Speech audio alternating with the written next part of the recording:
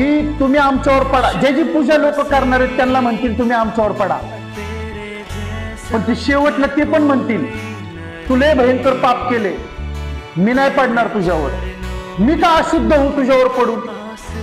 Hallelujah. देवाने मला जागा दिलेली पडायला, मी तिथं पडल, पण मी तुझ्यावर पडणार नाही.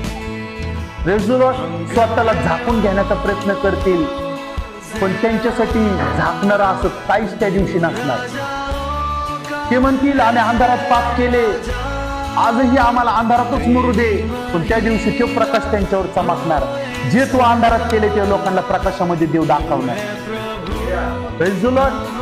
पुढं ओल्या झाडाला असे करतात तर ओल्या कुठल्या झाडाला? ओल्या झाडाला ओल्या झाडाला असे करतात तर वाळलेल्यांचे काय होईल. हा समजते तुम्हाला.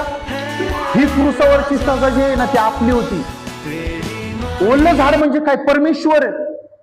जर त्यांनी ही सजा घेतलेली आहे आणि आज लोक त्याच्यावर जर विश्वास ठेवत नाही तर त्या सुकलेल्या झाडांचं काय शेवटला होणार? काय होणार त्यांचं शेवटला? हालेलुया.